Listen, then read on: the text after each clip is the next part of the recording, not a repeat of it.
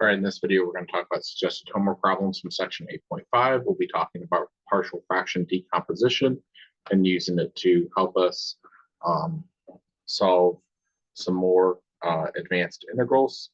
Let's review partial fraction decomposition with our first problem here. So we have 4 over x squared minus 8x in part A. So that would factor the denominator into x times x minus 8. We have distinct linear factors, so that would be made from a fraction with a denominator of x and a fraction with the denominator of x minus 8. Because of our u substitution we want to make, with u being equal to something linear, du is going to be a constant, so we're just going to use letters a, b, c, so on to stand for our constants.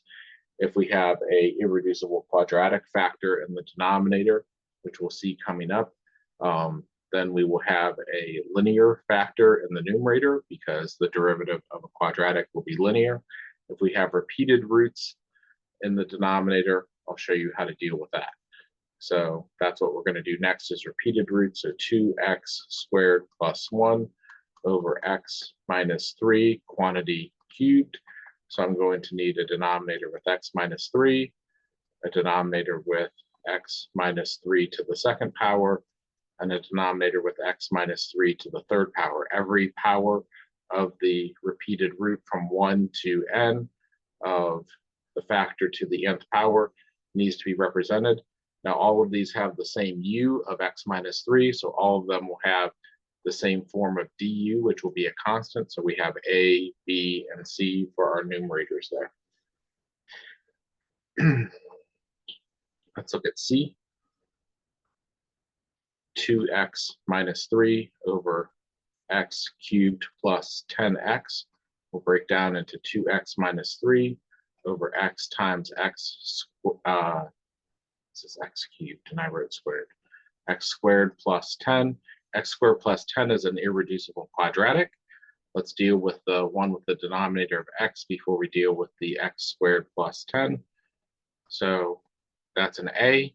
This needs to be a linear factor, so this is bx plus c for that numerator. Let's look at d.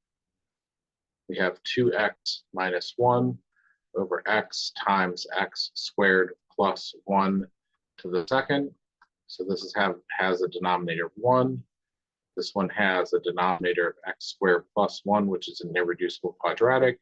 And then I need the repeated root x squared plus 1 quantity squared.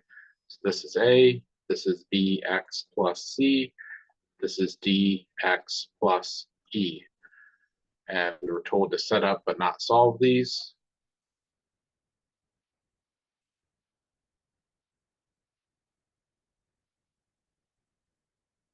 So that's the setup for all of those.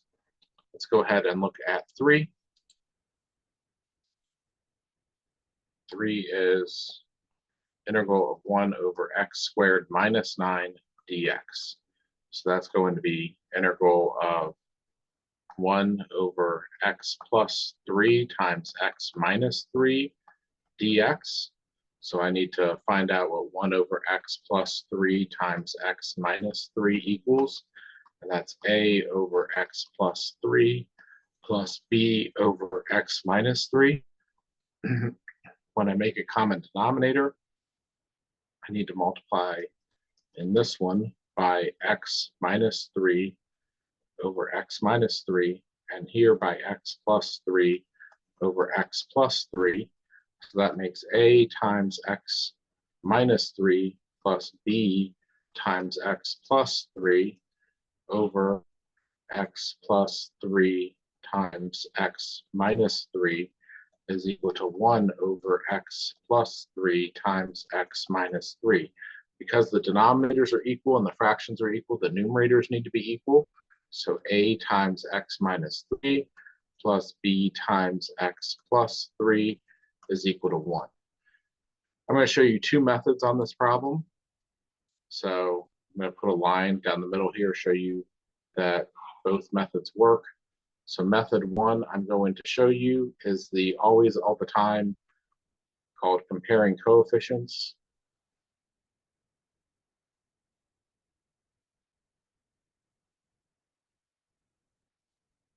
and I'm going to multiply this out. AX minus 3A plus BX plus 3B is equal to 1.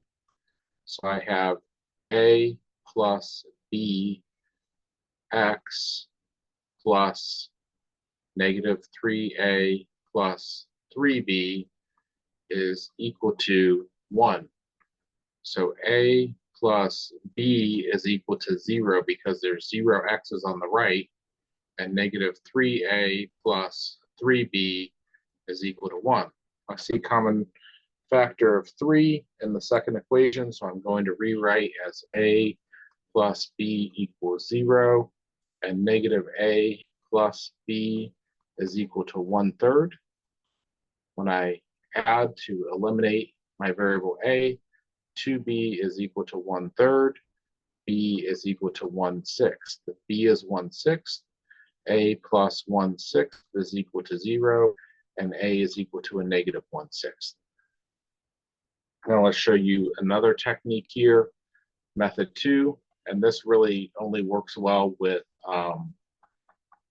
your distinct linear factors. As soon as you get repeated roots or irreducible quadratics, this one really kind of falls apart and derails quickly. But we can use what some people would call the cover-up method.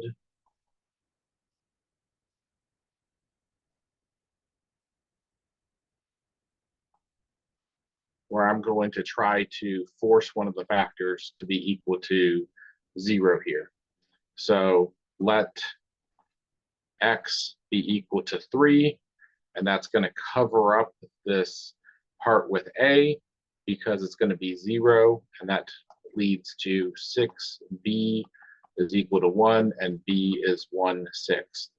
Then I'm going to let x be equal to negative 3, and that covers up this part with b because it's 0, and that's going to be negative 6a. Negative 3 minus 3 is negative 6, is equal to 1, and a is equal to a negative 1/6. You see that that one is a lot faster. You don't really need a system of equations like this to solve it.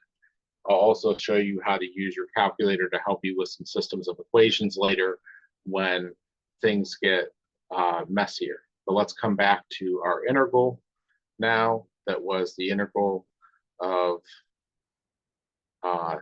1 over x squared minus 9 dx is equal to a is a negative 1/6 integral of, and this was a over x plus 3. So 1 over x plus 3 dx, I pulled the constant out front, plus 1/6 integral 1 over x minus 3 dx is going to be equal to a negative 1/6 ln of the absolute value of x plus 3 plus 1/6 ln of the absolute value of x minus 3 plus c, and we're done with that one. If you want to combine these, because they have the same coefficient and just a different sign, it would be quite simple to write this as 1/6 of ln of, and then the positive part in the numerator, x minus 3, and the negative one in the denominator, x plus 3 plus c. You could do that as well.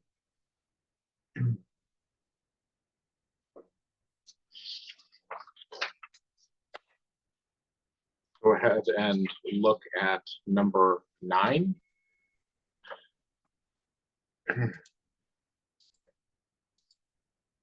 So 9 says integral of 2x cubed minus 4x squared minus 15x plus 5 over x squared minus 2x minus 8 dx. And this one requires long division of polynomials because the degree at the top is greater than or equal to the degree of the bottom.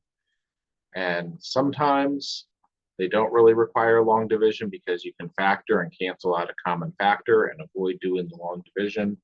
but this time it doesn't look like that's going to happen. There's going to be a remainder here. So how many times does x squared go into 2x cubed? 2x cubed divided by x squared is 2x.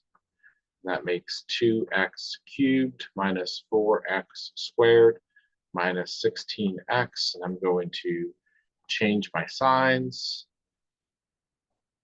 and add. And this is going to be x plus 5 for my remainder over my divisor of x squared minus 2x minus 8.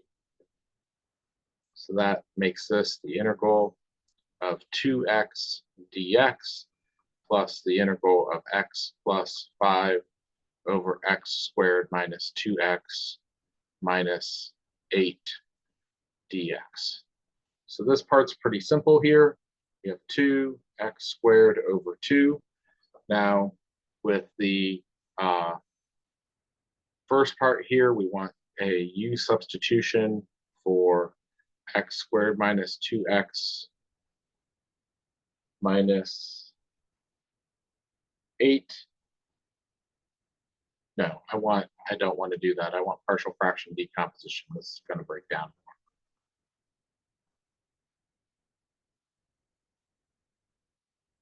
X and minus 4 and plus 2. So with the remainder that's left, try partial fraction decomposition with it. Sometimes you also want to try forcing this numerator to be du and the denominator be u, and then you'll get a leftover part that will be a constant, and you can complete the square on the bottom and get an arctangent piece. But for right now, we're going to try partial fraction decomposition since that's the section that we're in. So x plus 5 over x minus 4 times x plus 2 is going to be equal to a over x minus 4 plus b over x plus 2. And that means that a times x plus 2 plus b times x minus 4 is going to be equal to my numerator of x plus 5.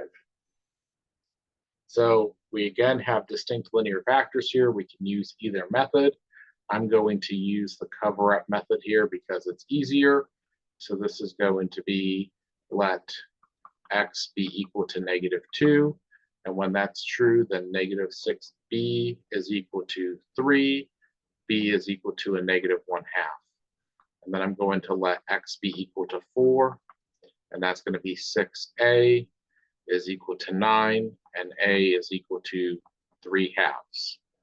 So don't forget you have your x squared term plus your integral of a, which is 3/2 over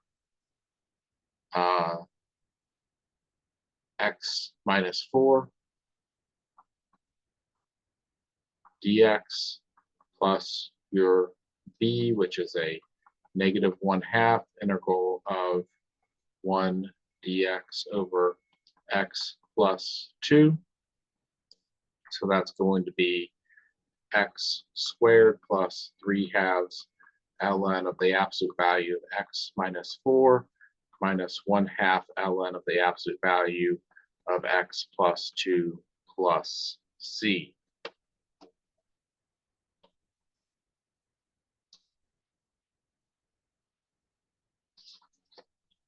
Let's go ahead and look at the next problem, which is number 13.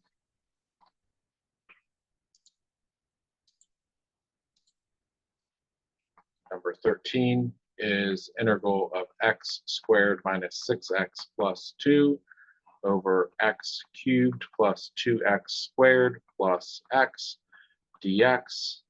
It's integral of x squared minus 6x plus 2, x times x squared plus 2x plus 1.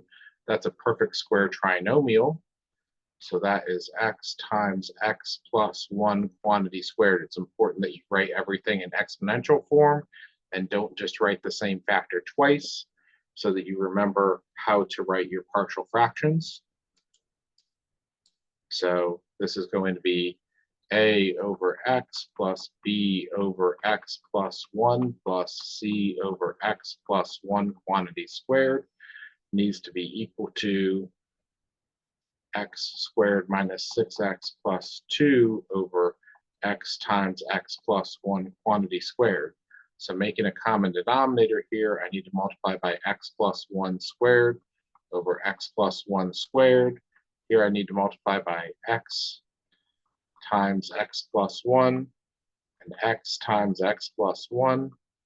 And here I need to multiply by x and x. This is a times x plus 1 squared plus b x times x plus 1 plus c x is equal to x squared minus 6x plus 2. Now this is not going to lend itself well to the cover-up method. You can do it and pick an additional number, but I want to show you another method here with comparing coefficients, and I'll use my calculator to help me. So a times x squared plus 2x plus 1 plus bx squared plus bx plus cx is equal to x squared minus 6x plus 2. So a x squared plus 2ax plus a plus bx squared plus bx plus cx is equal to x squared minus 6x plus 2. This one's actually not going to be bad enough to do by hand. I still want to show you with the calculator though, so I don't get away from without showing you the calculator technique. So for my x squared terms, I have a plus b, and I have for my x terms 2a plus b plus c. And for my constant terms, I have a, and that needs to be equal to 1x squared minus 6x plus 2. I'm emphasizing the 1 on purpose. So maybe you did and maybe you didn't learn how to use matrices in your pre-calculus class to help you with this. If you didn't, I'm going to show you now. Go into your second matrix menu, which is your second function of your inverse on your calculator. Arrow over to edit and hit enter. We want to have a column for A, B, and C. And so that's 3 columns, and we want 3 equations, an equation for x squared, an equation for x, and an equation for our constant. And we're going to need a 4th column because this is augmented. We're going to need a column over here for our solutions. So 3 rows, 4 columns, and we have our x squared equation is going to be 1a plus 1b plus 0c is equal to, and our x squared part is 1. And then we have 2a plus 1b plus 1c is equal to -6. And then we have 1a, 0b, 0c is equal to 2. Now what this is going to give me is when I solve it, is going to give me an equation that says a equals, an equation that says b equals, and an equation that says c equals. I'm going to second quit out of this, go back into my matrix menu, go to math. You can go up to get to the bottom of the list to find this because it's towards the bottom of the list. Look for RREF. That stands for reduced row echelon form. We call this Gauss-Jordan elimination in pre-calculus. And then we want to go back into our matrix menu and find that matrix that we just typed in, close your parentheses, and hit enter. If you get decimal values here that you want to convert to fraction, hit math, answer to fraction, and it will, and then hit enter, and it will convert them to fractions for you. So this reads a equals to 2, b equals to 1, I'm sorry, to -1. I'm reading this column right here. C equals to -9. So I let the calculator do all of the algebra, systems of equations for me, and I have my solutions there that now I'm going to come back up here that this was 2 integral 1 over x dx minus 1 integral of b over x plus 1 plus c, which is a -9, integral of 1 over x plus 1 squared dx dx. So this is 2 ln of the absolute value of x minus ln of the absolute value of x plus 1. Now this is not an ln rule because this is a u to the n du rule. This is x plus 1 to the -2nd dx. So that one's going to be a different rule here. So this is 2 ln absolute value of x minus ln absolute value of x plus 1 minus 9, and then this is x plus 1 to the -1st divided by a -1 plus c. The negatives will make a positive. 2 ln of the absolute value of x minus ln the absolute value of x plus 1 plus 9 over x plus 1 plus c. Let's go back and find the answers to this by hand, just so I show you this problem. A plus b is equal to 1, 2 a plus b plus c is equal to -6, and a is equal to 2. Since a is equal to 2, starting with equation 1, 2 plus b is equal to 1. Subtract 2 from both sides, and b is equal to -1.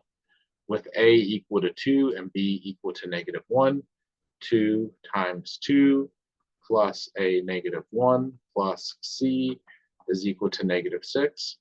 4 minus 1 plus c is a -6. C plus 3 is equal to -6, and c is -9. That one wasn't too hard to do by hand, but we'll get some of them in a little bit that we might want to use the calculator, and I wanted to show it to you on something easy before I used it on something hard.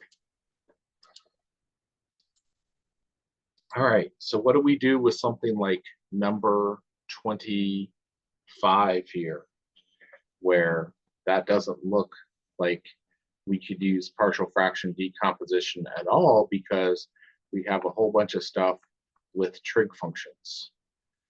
Cosine x plus cosine squared x dx. Well, let's factor the denominator. Cosine x times 1 plus cosine x and sine x. And let's do a u substitution. U is equal to cosine of x. Du is equal to a negative sine x dx. So negative and negative. So this is going to be negative integral of du over u times u plus 1. And I want this negative to come in as a -1 for my numerator so that I don't lose track of it. So this is going to be something over u plus a different something over u plus 1 that are constants. So a times u plus 1 plus b times u is equal to -1. This is perfect for the cover-up method. Let u be equal to -1. Negative b is equal to -1. B is equal to 1. Let u be equal to 0, and a is equal to -1. So we have negative 1 over u du plus 1 over u plus 1 du. So that's negative ln of the absolute value of u plus ln of the absolute value of u plus 1 plus c. And u is cosine x, so negative ln of cosine x plus ln of cosine x plus 1 plus c. And I'm going to put those ln's together as ln of absolute value of cosine x plus 1 over cosine of x plus c. And I'm going to simplify cosine over cosine as 1, and 1 over cosine is secant. I can do that because there's a monomial in the denominator. So ln of secant of x plus 1 plus c.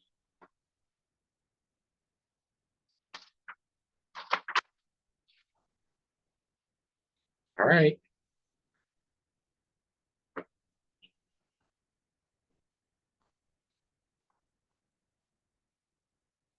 Let's go ahead and look at number 43. This is our last problem for this video, so there was really nothing too crazy. I don't like 9 minus x squared. I want this to be written as negative 15 over x squared minus 9, so that when I do my factoring, y is equal to a negative 15 over x plus 3 times x minus 3, and that's an a over x plus 3 plus a b over x minus 3. A times x minus 3 plus b times x plus 3 is equal to a negative 15. So this is let x be equal to 3, and 6b is equal to negative 15. B is a negative 15 over 6 is a negative 5 over 2.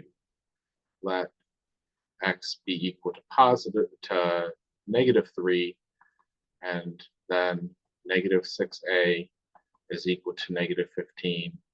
A is equal to 15 over 6 is equal to 5 halves. So we have y is equal to 5 halves of 1 over x plus 3 minus 5 halves of 1 over x. This is plus and this is minus. So that means that when I want to find my area under my curve that's between 0 and y, from x is 0 to x is 2, that this is 5 halves, 1 over x plus 3 dx minus 5 halves, 0 to 2, 1 over x minus 3 dx. So that's 5 halves ln of x plus 3 from 0 to 2 minus 5 halves ln of x minus 3 from 0 to 2 is 5 halves ln of 5 minus 5 halves ln of 3 minus 5 halves ln of 2 minus 3 is negative 1. The absolute value of negative 1 is 1, plus 5 halves ln of 0 minus 3 is a negative 3. Absolute value of negative 3 is 3. Ln of 1 is 0. Ln of 3 is the same here. Positive 5 halves and negative 5 halves makes a 0. My answer is exactly 5 halves ln of 5, and 5 halves ln of 5 is approximately 4.023 for my area. So that's it for this video. There's more that you can do with the calculator if you have more interesting problems um, to help you find the coefficients, and that can be really helpful with complex things. So we'll come back next time and talk about 8.6 with numerical integration techniques that approximate area under a curve, for especially for functions that you can't integrate easily. Um, and you want approximations with the trapezoidal rule or with Simpson's rule. We'll come back and talk about that next time. See you for the next video.